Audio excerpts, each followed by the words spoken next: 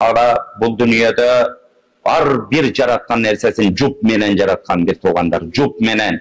Жалғыздықтағы Алла Таалаға жараша тұрған нәрсе. Башқа махлукаттарда Алла Таала жұп қылып жаратты ол бір-біріне. Бардығы осы мен махлукмын, Алла Таала мені жұп қылып жаратты ол. Демек, мен жұбымды табайын деп өзіміз ошындан натижа шығарып үйренелі. Алла Тааланың бар бір екенін көрсете тұрған бір нәрсе бар екен, бұл эмне? Екі адамдың үйленісі дейді, көрдіңіздер. Үй бүлөбүздү табышыбыз, өзүбүзгө тиешелүү адамды табышыбыздағы бұл Алла Тааланы таптыра тұрған, Алла Тааланың бар екеніне белги бола тұрған нәрселер екен. 30, 35, 40, андан кейін үйленіп алды, үй бүлөдө болбой калат экен, көрдүңүздөр. 40 жашында үйлөгөн балдарды да көрдүм. Ошолор мындай толук кандуу бир үй бүлө болуп кеткенин деле көргөн жокмун. Бисмиллахир-рахманир-рахим. Иннал хамдалиллах нахмадуху ва настаинуху ва настагфирух.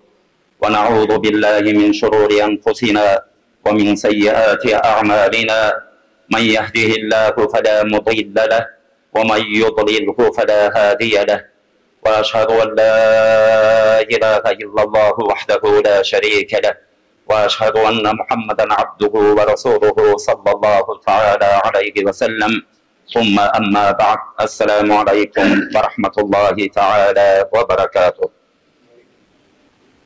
Bardığımızın Kudayımız bolgan, kudretli niyezi bolgan, Allah Teala'ga maqtolorubuzda aytkandan keyin Peygamberimiz sallallahu aleyhi ve sellem'ga salavat salam dua tileklerimiz bolsun. Hurmatlı musulman bir toğandar, bardığımızın mına ulu, en ulu dep kütkön günümüz, Cuma gününde oşul yerlerde çoğulu atabız. Allah subhanahu wa ta'ala niyetlerimizi kabul kılsın. Allah subhanahu wa ta'ala bu dünyada var bir jaratkan nersesin jup menen jaratkan bir tuğandar, jup menen. Ayaldı, erkekti, öydönü ıldıydı, kündü, tündü, jakşını jamandı, faydanı ziyandı, ordu jеңildi, ısıktı, soğuktu, plus minus kılıp, Allah subhanahu wa ta'ala jaratkan nersesinin bardığın jup kılıp jaratıptır. Bir tuğandar, Allah subhanahu wa ta'ala bir nerseni kılsa, al tuğra mes kılbayt. Jup kılıp jarattı mı? Demek, ar birimiz oşundan bileşimiz gerek. Men jubumdu tavışım gerek bu dünyada. Men dağı üylönüşüm gerek. Allah Teala meni erkek kılıp jarattı mı? Maga da bir juptu jaratkan, ayaldı jaratkan. Meni oşunu üylönsün, ökö bir yerden tütün bulatsın, bir üylönüsün niyesi olsun dep jaratkan Allah subhanahu wa ta'ala. Bir nerseler var eken, bir toğandar Allah Teala'ga gana jarasa turgan nerseler var. Anın içine nemle tekabburluk deyip tekebberlik Allah Teala'ga jaraşat. Makta bir gana Allah Teala'ga jaraşat. Bir pendeni maktaysın ay balança bilimdi eken, balança sportsmen eken, balança monday biznesmen akçası koy eken, dağı bir üylördü maktaysın uşentip turatkan çakılımlardan beriler.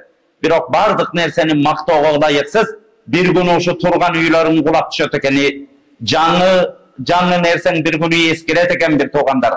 Jaşın garıyt eken, maktagan adamın ölöt eken, bir günü meyesi toktoyt eken, bir toğandar başka nerseni maktay albayt ekenmiz. Başka nerseni oşa maşallah, Allah Teala'ga alaganday boldu. Bir ölü maktasa uşu nerseni adat kılalı, maşallah boldu. Yeme Allah Teala'ga alaganday bolbatar. Tuğra bir nerseni özgöçe kılattır. Bir ok bir toğandar, maktoğa ılayık bir Allah Teala'ga gana taandığı eken makto. Oşo siyattu жалғыздықтағы Allah Teala'ga жараша turgan nerse. Başka mahlukatlarda Allah Teala jup kılıp jarattı o bir-birine. Bardığı olsa men mahlukmun, Allah Teala beni jup kılıp jarattı o. Demek men jubumdu tabayın dep özümüz oşundan natija çıgarıp үйrönölü. Allah subhanahu wa ta'ala Kur'an-ı Kerim'de oşo ayatты aytıştan murun men ayta turgan nerselerim bizde Kudayım uşunday жүрөгүбүzгө iman berip, imanı oşosu suyurup meçitlerge alıp gelip, mına ulu Cuma gündörde Allah Teala'nın ıyık meçitinde oturup atkanımız en çoğun bayılık olsa şu. Mından aşık bayılık yok, imandan aşık bayılık yok bir toğandar. Gördüğünüzдөр, Kuday Teala bizge emme degen çoğun bayılıkты bergen. İman degen uşunday Allah Teala'nı tanıp, Allah Teala'nı tabalu, Allah Teala'nın kudretine işenүү degendi, Allah Taala yaratılışta kançalagan işene turgan nerselerdi jayıp koyuptur. Karasangsızlar boğul yerlerde gördüңүздөр darактын öskөнüne karap dagı ey Allah'ın kudreti desek bolot. Akılını işletken adamlar. Afala yanzuruna ilal ibli kayfa khuliqat dep Kur'an-ı Kerim'de. Ey adamlar töөнүн kандай jaralganına karap görбөйбү deyt. Geçe töөнү ilimpozlar izildep karasangsızlar tö uşintip turup janagындай tikeneklerdi jeyt eken. Tikenekler uşunday bizdin oğuzubuzga tort salıp koygansı eriyt eken. Uşunday töөнүн şilekeyinen karasangsızlar. Tö 40 günge çeyin hiç su içpey jüre alat. Bir su içkende 100 litre suunu bir içip alat. Kançalagan jüktü götürüp adamlar basalıp çöldörde uşunday ısıklarda uşunday jüre algan canı var karasangsızlar.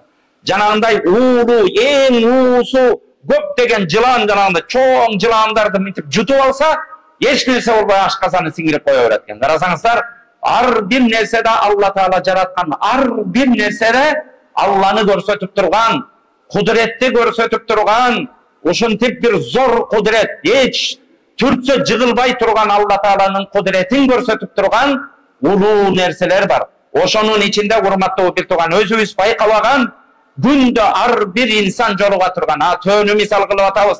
Töөгө dünyada bir 10.000 adam tö menen şuguldanat, töөнү jakşı bilet çıkardır. Kança milyardtagan adam yaşayt. Ar bir milyardtagan adamdın ar birine joluga turgan Allah Taala'nın bar bir ekenin görsete turgan bir nerse var eken. Bu emne iki adamdın üylönүүsü deyip gördüңүздөр. Kur'an-ı Kerim'de Allah Taala وَمِنْ آيَاتِهِ أَنْ خَلَقَ لَكُمْ مِنْ أَنْفُسِكُمْ أَزْوَاجًا لِتَسْكُنُوا إِلَيْهَا. Allah Taala'nın bar ekenin, bir ekenin, kudretli niyesi ekenin, alamdardın kudayı ekenine belgi bola turgan nerse, emne silerdin özüңөрдөн juptardı jarattı deyt. Ayaldı, erkekti jarattı. Emne üçün? Bir-birine oşolor menen koşulup jaşaş üçün, koşulup jaşap, jüröktörüңөр tınç alış üçün deyt. Emi oylanıp görölçü bir tuğandar. Adam balası bardığыбыз ошондой жолдордон ötöbüz. 18-20'ga çıgat, 22'ge çıgat, özünün töröp koygan apasına karakter görgöze başlayt, atasının sözünün ukkusu gelbeyt, geçinde uyga turgusu gelbeyt. İş kılıp bir nerse, emne bu jer jüröp tınç emes, bir jerge barış gerek, bir nerse kılış gerek. Anan kaçan Allah Taala bir tügoyun tap, üyüne gelip kalganda bayağı joğuşup kalat, bayağı karakterleri joğuşuy tüjat, ata-enesinin sözünü oğup kalat, mintip turup toktoo olup kalat. Gördüңүздөр? Gördüңүздөр. Allah Taala'nın bar bir ekenine belgi deyt. Silerden ortoңордон juptardı jarattı, emne jüröңөр tınçıp, oşo menen jaşap kalış üçün deyt. Wa ja'ala baynakum mawaddatan wa rahmat. Emi adam sүйүүsüz jaşay albayt bir tuğandar. Kim ata-enesi menen ölgönçe jaşap atat. Uyda 10 bala bolsa biri zorgo jaşap atat azır. Gördüңүздөр. Kalgan 9 oteň ata-enesine emnele bölünüp ketip atat. Karasanız biro, çujoy, ata-enesi tanımagan biro'nu alıp gelip alıp, oşo menen bir jastıkka baş koyup, bir töşökte jatıp, sırların bölüşüp, apasına aytpagan sırrını aytıp, atasına aytpagan sırrını aytıp, oşo menen jaşap kalgany karasanız Allah Taala deyt. Silerdin oşo juptardın ortasında, ayal erkektin ortasına süyü salıp koydu. Mehrim salıp koydu. Bu nerselerim ne? Akıldarın işletken adamlar üçün Allah Taala'nın bar ekenine bilgiler uşular deyt. Hurmatlı bir tuğandar, gördüңүздөр, bizdin juubuzdu tabışыбыз, üybülöbüzdü tabışыбыз, özübüzgө tiyешелүү adamdı tabışыбыз dagı, bul Allah Taala'nı taptıra turgan, Allah Taala'nın bar ekenine bilgi bola turgan nerseler eken, bardığыбыз munu jürögübüz menen kabul kılalı, Kur'an'da aytılgan nerse. Peygamberimiz sallallahu aleyhi ve sellem, an-nikahu sunnati, faman rahibe an sunnati feleysa minni. Nikeleşүү menin sünnetim, menin sünnetimen kim baş tarta turgan bolsa, jok maga geregi jok dey turgan bolsa, al menin ümmetim emes, al bizden emes deyt, gördüңүздөр. Bir tuğandar paygambardın sünneti eken, oşon üçün azırkı kezde problema olup atkan nerseler bir tuğandar. Karasaňızдар, ilgeri mına bu jerde oğlu muğundar uwa-uwanda üylönüşüptür. Anan üylöngönden keyin islami tarbiya bolgon üçün, adep ahlak bolgon üçün, alarda ajırашуу деген көп болгон эмес bir tuğandar. Azırkı kezde көп problemalarda uşuntip jolukturup atabız. Uşunday ata-eneler gelet, avutuzga çıktı balam üylönbey atat. Üylönbey atat. Kızım mına monça etip atat, turmuşka çıkpay atat. Karasaňızдар, bir tuğandar, hurmatlı ata-eneler, бұл жерде жаштар бардығыз угуп алалы. Бұл Құранның тарбиясы, бұл пайғамбардың тарбиясы. Biz İslam dinimiz деп атабыз. Динің эмне дегенде ислам деп атабыз. Сен қаяқтың гражданинисің десе, Қырғызстанның гражданинимін дейбіз. Аны далилдей тұрған эмнең бар десе, біз паспортыбызды алып чыгабыз. Биздагы динин кайсы дегенде диним ислам деп атабыз. Исламды далилдей тұрған эмнең, динingди далилдей тұрған нерсең эмне дегенде ла иляха иллаллах Мухаммадур Расулуллах деп атабыз. Андай эмне адеп аклагыбыз, ислам менен жашаган менин далилим деп атабыз. Динимди жашаган менин далилим деп атабыз. Дин менен жашоомду дин мыйзамы менен өткөрүү менин далилим деп атабыз. Далилибиз биспи? Далилибиз бар бекен бир туугандар. Ушул нерсеге да көбүрөөк көңүл буралы. Келгиле, ошентип жаштарыбызды өткөрбөй, ушундай аманатты убагында аткарганга аракетибизди кылалы бир туугандар. 30, 35, 40, андан кейін үйлөнүп ал деле үй бүлө деле болбой калат экен, көрдүңүздөр. 40 жашында үйлөнгөн балдарды деле көрдүм. Ошолор мындай толук кандуу бир үй бүлө болуп кеткенин деле көргөн жокмун. Ал адамдын ошо үйлөнө турган жаштары пайгамбарыбыз саллаллаху алейхи ва саллям 25 жашында үйлөнгөн, билесиздер. Ошо сахабалар, пайгамбарыбыздын сахабалары инте ушунда мындай окшогон жаш жигиттерди көргөндө, ey жигит, жашың канчада, баланчада, үйлөндүңбү, үйлөнө элекмин дегенде, кантип сен ырыскыланып атасың деп бири-бириң көрүп таң калып калат эле дейт. Бир туугандар, урматтуу ата-энелер, көбүнчө азыркы учурларда материалистик жашоодо жашап, адамдардын карасаңыздар, бул ылайыксыз, бул менин мага ылайыктуу деп отуруп, кыздарыбыздын жашын өткөрүп, көчөлөрдө ушундай турмуш курбай калган балдар, кыздар өтө көбөйүп кетти бир туугандар. Келгиле, ошону астын алып, убагында балдарыбызды үйлөнтүп, убагында жуп-жубубузду тапканга аракетибизди кылалы. Эми Аллах субханаху ва таала Куранда хунна либасун лакум ва антум либасун лахун. Аялдар силер үчүн кийим дейт, көрдүңүздөр. Бул кийим бар үчүн мечитке келип атабыз. Үстүбүздө кийимибиз бар үчүн көчөлөрдө уялбай жүрүп атабыз. Жылаңаш жүрөлүчү, көчөгө чыга аласыңбы? Жылаңаш жүрчү, адамдын астына чыгып сүйлөй аласыңбы? Бир тууган, ошо кийим бул кичинекей бир материал, ошо бизди көчөгө алып чыгып атат, келип туруп адамдардын астына сүйлөп атабыз. Ошо сыяктуу ошого салыштырган. Көрдүңүз, сенин айыбыңды жаап тура турган аял киши эркектин кийими, эркек киши аялдын кийими дейт, көрдүңүздөр. Ошо үйлөнгөндө абийирлериң жабылат экен. Көрдүңүз, үйлөнгөндүн көп пайдалары бар. Бири-бириңердин үйлөнгөндө бири-бириңердин айыбыңарды жаап, кийим сыяктуу болгула деген белгилер экен. Бир туугандар, эми бул нерселерди айтып атабыз, көрдүңүздөр. Биздин эң чоң душманыбыз ким? Эң чоң инна шайтана лакум адуввун мубин Кур'ан-ы Каримде. Алла Тааланын сөзүнө ишене турган болсок, ар бирибиз ар кимди душман кылып алганбыз. Кээ бирөөбүз кошунабызды душман кылып алганбыз.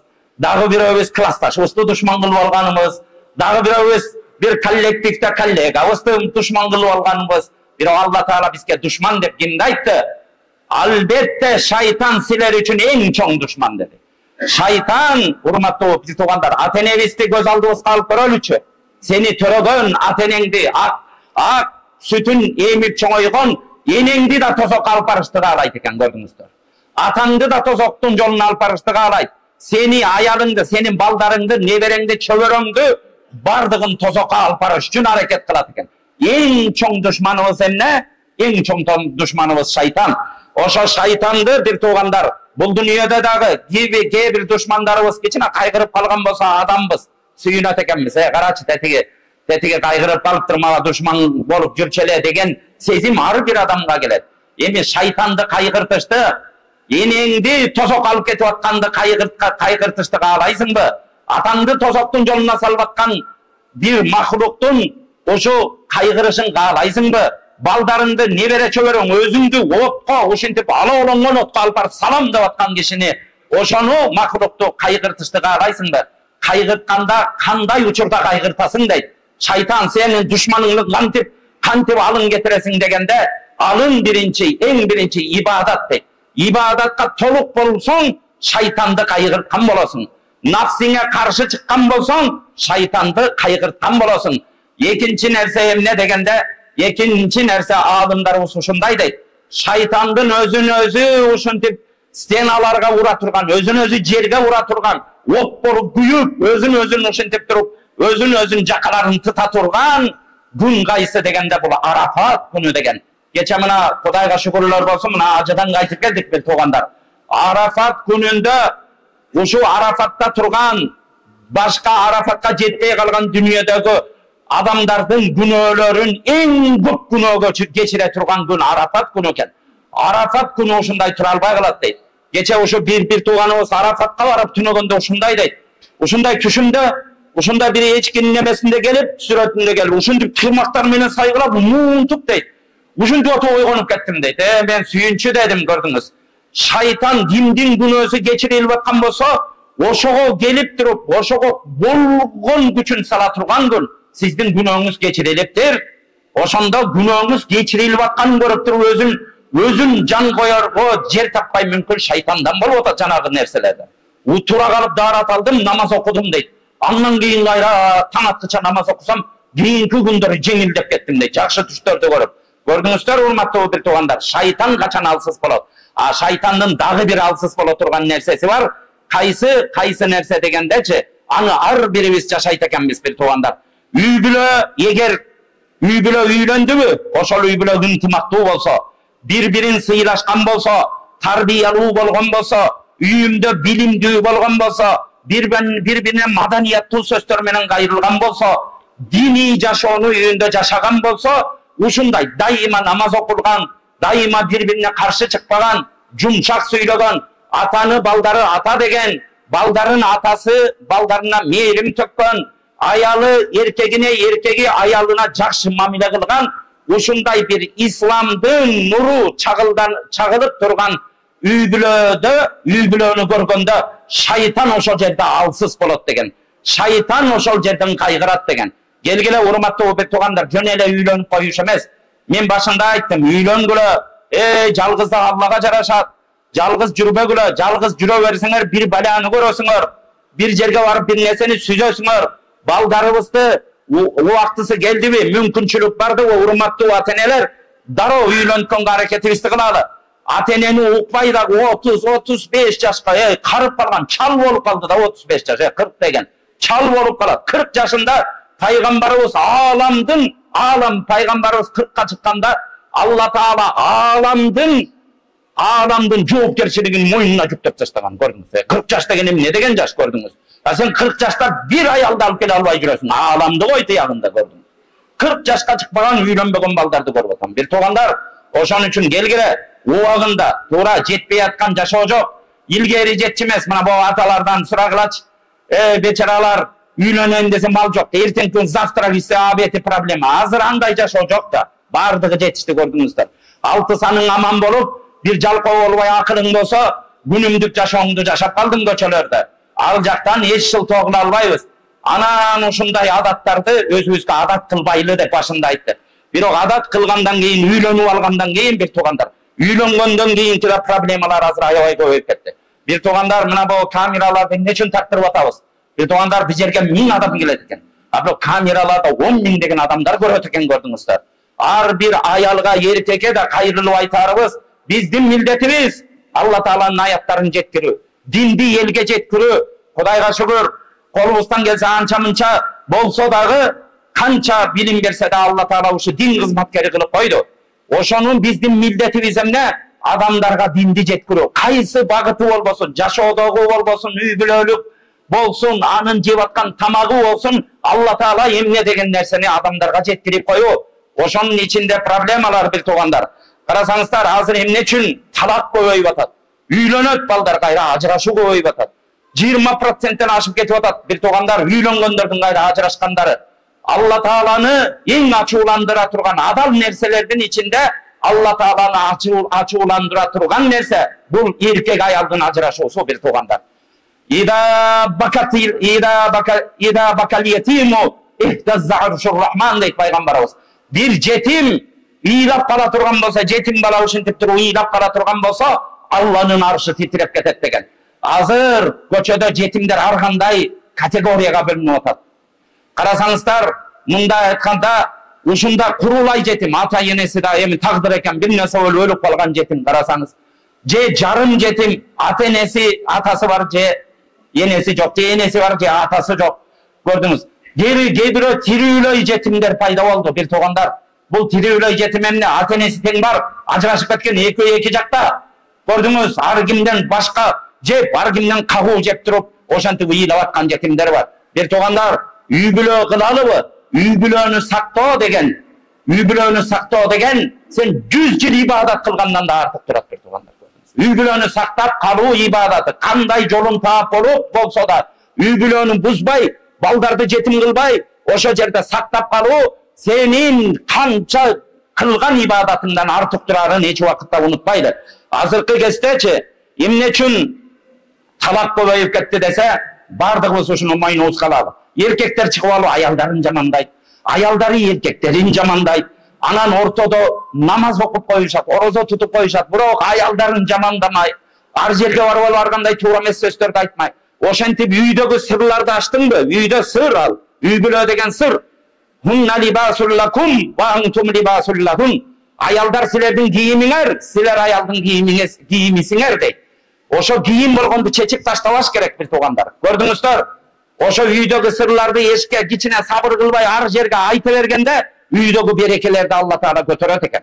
Бири-бирибиз ошон үчүн акча эч качан, акча дүнүйө эч качан бактылуу кылбайт, бир туугандар. Унутпайлы ушул нерсени. Акча дүнүйө бактылуулукка себеп болушу мүмкүн. Качан үйдөгү ошо акча дүнүйөңдү тапканыңды исламдын мыйзамдары менен иштеткен учурларда. Ошо акча таап туруп, дүнүйө таап туруп, жок, ар кандай кылып чача берем, мен люкс жашоолордо жашай берем, койчу мен машинелердин кымбатын тебем, мен кийимдердин бренд кийимдерди кием, только жатам, эс алам, курорттарга барам деген менен болбосоң, ошо нерсе менен үй бүлөңдү ошончо расходко көндүрөсүң. Расходко көндүрүш оңой экен. Бирок бир күн ал болбой калганда ал расходту эч убакытта азайта албайсың. Үйдөгү тарбиясыз кылып алган балдарың күнүнө келе сен өлүп калганыңа карабайт. Сенден чыкпай калдыбы, бир тууган? Сенден аны таппай калдың да. Таппай калгандайын сен таппай калды деп түшүнбөйт экен, көрдүңүздөр. Сени кирит кылып таштайт экен. Өз балаңдан карасаңыз, өз балаңдан түртүлүп калгандан да бактысыздык нерсе жок. Ошон үчүн бир туугандар, таап алган дүнүйөлөрүбүздү дагы келгиле ислам жолу менен иштетели. Үйүбүздө бактылуулук болсун десе, ар бирибиз бактылуулукту каалап атабыз. Үйүбүздө намазыбызга бекем бололу. Кур'ан-ы Каримде Алла Таала вa'мур аhlaka bis-salati wastabir 'alayha. Үй бүлөңдү намазга буйруу, намаз оку деп айтыптыр. Бирок намазга өзүң да бекем бол дейт, көрдүңүздөр. Бир туугандар, келгиле намазыбызга бекем бололу, орозолорубузга бекем бололу. Дин менен жашаймын. Мен бул сакалды коюп атамбы? Мен мечитке барып атамбы? Топуну кийип алдымбы? Ой, мен ушуга ылайык болоюн. Мен калп айтпайын, мен мусулманмын. Мен бирөөнү ушактабайын, бирөөгө чакымчылдык кылбайын, бирөөнүн арам акчасын жебейин. Кел мен мындай дин менен жашайын деп өзүбүздү көндүрөлүчү. Үй бүлөбүздү да ошондой көндүрөлү. Намазды каза кылбагандай кылып, дайыма бири-бирибиз менен пайгамбар алейхиссалам аялдары менен ушундай сүйлөшүптүр. Качан биз пайгамбардын жолун тапканда туура жолду тапкан болобуз. Туура жашап атабыз деп ойлоп атабыз. Туура качан жашоо туура болот? Качан сенин жашооң пайгамбардыкына ылайык келгенде жашооң туура болот. Жок, андан башка жолго түштүңбү? Акылың менен салып, динден тышкары чыктыңбы, туура эмес жолго түштүң. Бир тууган, муну эч убакытта эсибизден чыгарбайлы. Кээ бир эркектерден сурасаң, эмне үчүн чачың агарып кетти? Эмне үчүн агарып кетип атасың дегенде, ушинтип айтып калып атышат, бир туугандар. Аялымдын ушу таасири ушу жеримди жеп салды. Аталардан сурагыла, биздин апаларыбыз андай кылган эмес. Улам коом сайын өзгөрүп турат экен, көрдүңүздөр. Адам дүнүйө деген адамды өзгөртөт экен. Биздин апаларыбыздын учурунда, чоң апаларыбыздын учурунда кичине бир нам берип койсоң ыраазы, күйөөнү сыйлоо деген ыраазы. Кел атканда кыздар дайын келчи. Мен кайненеме кызмат кылам, кайнатама кызмат кылам, күйөөмө кызмат кылам деп келчи. Кыздын эси дагы, сен башка бирөөнүн үй бүлөсүң, мен үйүмдө коноксуң, бар кайнатаңа кызмат кыл дечи. Азыр эмне? Бар бөлүнүп кет, күйөө баланы азгырып кет, үйүндөгү тарбиялар ушу болуп атат, көрдүңүздөр. Кетип баратканда ушундай шарт менен кыздарыбыз ошо алчу балага сен ата-энең менен жашабайм. Кандай бир туугандар? Ата-энесине чай куйбаган, чай куйдура албаган баланын эмне кереги бар? Көрдүңүздөр да. Ушундай өзгөрүүлөр эмне өзгөрттү буга? Ушундай люкс жашоолор, көчөдөгү ушундай чегинен чыккан акча тыйындар көрдүңүздөр ушул гана өзгөртүп атат. Биздин мээбизди көрдүңүздөр да тет европалашып калган эми ит менен жашай баштайбы көрдүңүздөр. Канча бир өлкөлөрдө адам менен жашабай ит менен жашай баштаган көрдүңүз. Кудайым сактасын бир туугандар. Ошон үчүн динибизге бекем туралы. Келгиле үйлөрүбүзгө айталы. Кыздарым, ушундай болгонуң деп. Ушу кайнатаңа кызмат кылгының, барган жериңде ушу барган жериңди күндөткүнүң деп. Пайгамбарыбыз саллаллаху алейхи ва саллям карасаңыздар, аялдарыбыздагы ар бир обо экрандан көргөндөр угуп алсын. Аял затын Алла Таала ушундай бийик кылып коюптур. Аял затынын бейишке барышында жеңил кылып койгон. Эркектин бейишке барышы проблемаларды кечип отуруп барат. Көптөгөн эмгек менен барат. Bir ayal 5 vakit namazını okusa deydi. Ramazanda orozosunu tutsa, özünün abirin saktasa, düğösüne moyunsunsa, al cennetin kağalağın eşiginen girek. Gördünüz. Şu 4 nerse gördünüz. Urmatlı şu ayal ece karındaşlarımızga aytarımız, bargan jerin güyön ayal üçün. Senin atandagı güyön, senin apandagı güyön, senin ağandagı güyön, senin dosundagı güyön, senin ömür yoldaşındagı güyön, senin tayanar toğundagı güyön. Peygamberimiz sallallahu aleyhi ve sellem eğer Allah Taala'dan başkaga secde kıl degenge ruhsat verilgende men ayaldardı güyöngörgө secde kıl dep aytmakmın deyip gördüңүздөр. Bir toğanlar oşon üçün ayaldarыбыз ошо өзүнүн укугун билген учурларда бактылуулук болот. Ayal zatına kayırılıp aytarыбыз, erkek kişiden ayal kişi kişine bir stupенька ылдый туруп коюш керек. Үйдө erkek kişi içine кыйкырып коюшу мүмкүн. Ага жооп бербей бир аз артта болуп, erkek менен кошо жарышпай, сен машина айдасаң мен кош айдайм. Сен Toyota айдасаң мен Lexus айдайм деп жарышып калды, ошол жерден береке качат бир туугандар.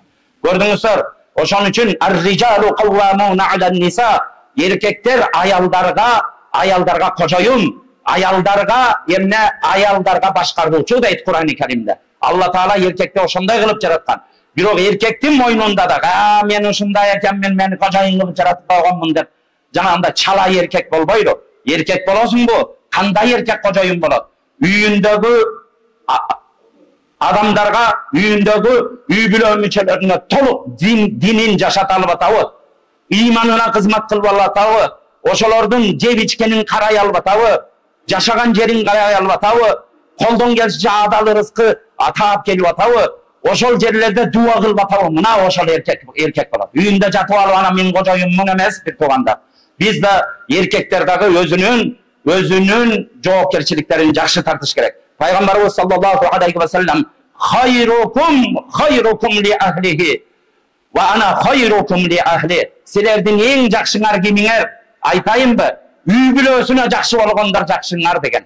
Мен силердин эң жакшыңармын, үй бүлөмө эң жакшы болгон силердин араңарда менмин дейт. Пайгамбарыбыз үй бүлөсүн ошондой жакшы карайт эле. Ошончо аялдардын бардыгы ыраазы эле. Bir tуугандар азыр карачы, ушунча кишинин аялынан барып турупчу акырын билгизбей сурасаң 90% ыраазы болбой чыгат. Ушундай заманда жашап калдык. Урматтуу аялдарыбыз, эркектерибиз үй бүлөлүк сырларды каталы. Балдарыбыз бактылуу болсун десек, менин үй бүлөм сакталсын десек, менин уруктукум кыяматка чейин уланып турсун десек, мен шерменде болбоюн, кыямат күнү сыздап тозокко кирбейин дей турган болсок, бактысыздык мага келбейсин дей турган болсок, бири-бирибизге жакшы мамиле кылалы. Үй бүлөлөрдө эркек ордун, аял ордун келсин. Ошондо анан жуп болгон Алла Таала жуп кылып жараткан максатты ошондо аткарган болобуз. Алла субханала таала ар бир үй бүлөгө жакшылыктарды жаадырсын, жамандыктардан алыс кылсын, балдарыбызга бакыт таалай ыйман берсин, жерибизге тынччылык, аманчылык берсин. Кудайым бардыгыбыздын дуабызды кабыл кылсын. Бирахматика я рахманир рахим.